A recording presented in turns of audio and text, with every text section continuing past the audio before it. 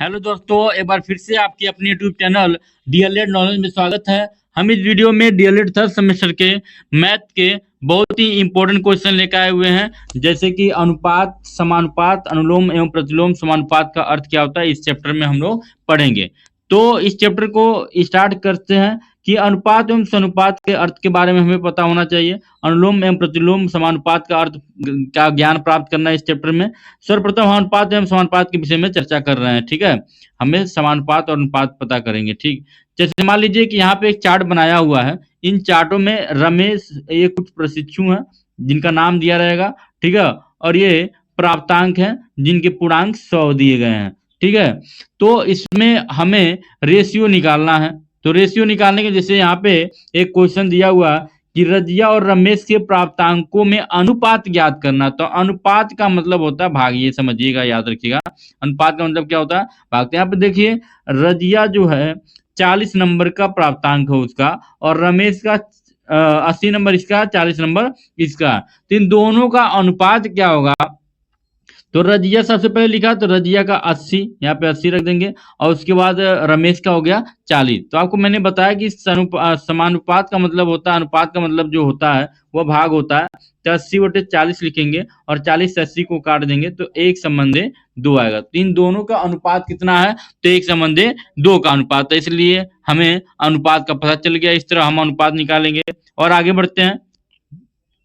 और आगे बढ़ेंगे तो यहाँ पर आप अनुपात को भाग से तुलना कर सकते हैं। आप कह सकते हैं कि अनुपात का मतलब भाग होता है, ठीक है। अनुपात के संबंध में कुछ आवश्यक बातें यहाँ पे दिया हुआ है कि अनुपात का कोई मात्रक नहीं होता, ध्यान रखिएगा। अनुपात केवल दो सजातीय राशियों के परिमाणों में होता है। अनुपात के दोनों पदों में एक ही संख्या से गुणा करने या भाग करने से अनुपात के मान में अंतर नहीं आता, ठीक है। दोनों संख्या से अनुपात निकालने के लिए अनुपाती पदों को एक ही इकाई में बदलना आवश्यक है। इकाई हमेशा, जैसे अगर ये सेंटीमीटर में तो ये मीटर में है, तो ये गलत हो जाएगा। अगर ये सेंटीमीटर में है तो 2 मीटर को भी सेंटीमीटर में बदलेंगे 200। तो अब इसका अनुपात निकाल सकते हैं 9 संबंधी 8, ठीक है।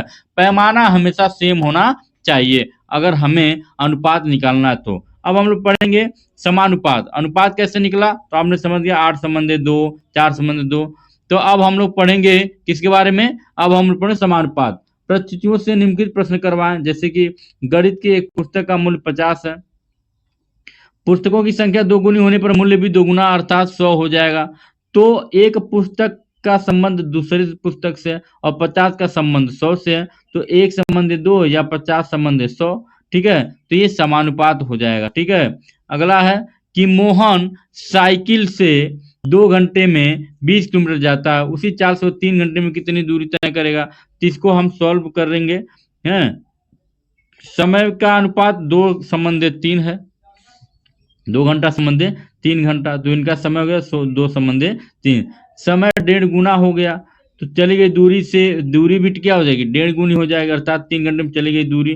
तो 20 × 3 = 2 किलोमीटर बराबर 30 किलोमीटर हो जाएगा। 2 घंटा संबंधे 3 घंटा बराबर 20 किलोमीटर संबंधे 30 किलोमीटर, ये आपका आंसर हो जाएगा, ठीक है। ये आपका देखिए, ये समानुपात में है, ठीक है। और समानुपात का फार्मूला भी होता है कि जो मध्य पदों का गुणनफल होता है वो बा पदों के गुणनफल के क्या होना चाहिए, बराबर होना चाहिए। यहाँ पे देखेंगे 20 × 60 और 30 दूनी 60, मतलब कि ये समानुपात में है। इस तरह भी आप चेक कर सकते हैं। आगे है अनुलोम समानुपात किसे कहते हैं। तो यहाँ पे कुछ चार्ट दिया हुआ कि पुस्तकों की संख्या 1 है, पुस्तकों के मूल्य में रुपयों की संख्या 6 है, तो अनुपात 1/6 का है।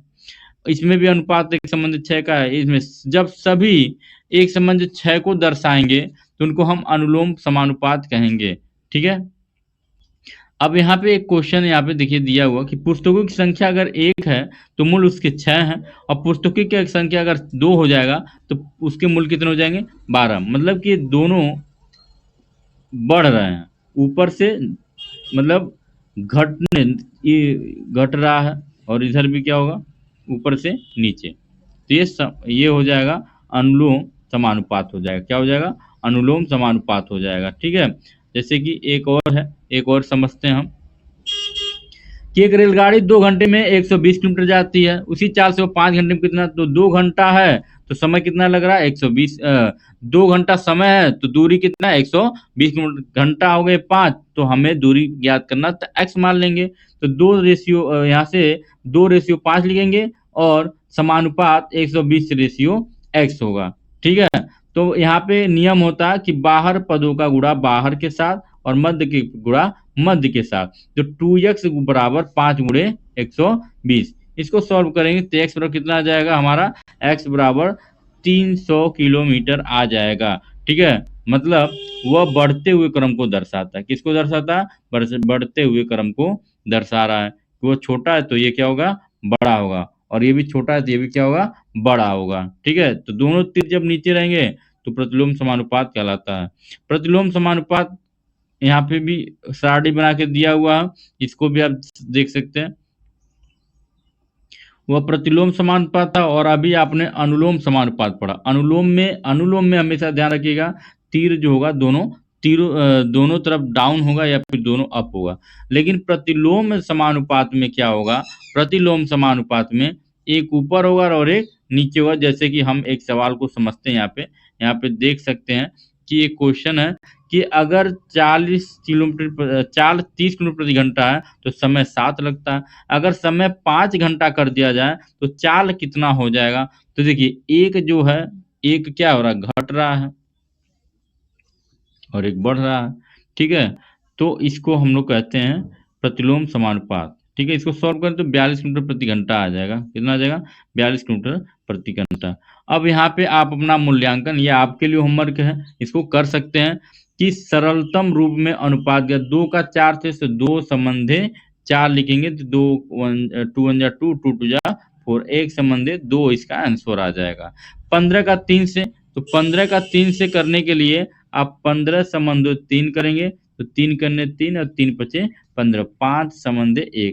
इस तरह सरलतम रूप इसका होता है। कर से कौन सा अनुपात बड़ा है, तो अनुपात बड़ा करने के लिए आपको 3/5 को भाग के रूप में लिख लेना और 5/8 को भाग, और क्रॉस मल्टीपल का नियम आपको पता है। ठीक है, तो 5 पचे 25 आता है और 8 त्रिक 24, ये 25 बड़ा, इसलिए 5 संबंधे 8 जो होगा ये अनुपात बड़ा होगा। इस तरह आप लगाएंगे। ठीक है, ऐसे बहुत सारे यहाँ पे देख सकते हैं कि मैंने आप लोगों के लिए होमवर्क लेकर आया हुआ, इसको घर पे जरूर करें। ठीक है, ताकि आपका अनुपात और समानुपात का सवाल क्लियर हो जाए। तो इससे ज़्यादा एग्जाम में आने वाला नहीं है अगर आप इसको पढ़ के इस वीडियो को जाते हैं। तो आज का वीडियो हमारा यहीं पे समाप्त होता है, मिलता है अगले वीडियो में, तब तक के लिए नमस्कार, जय हिंद।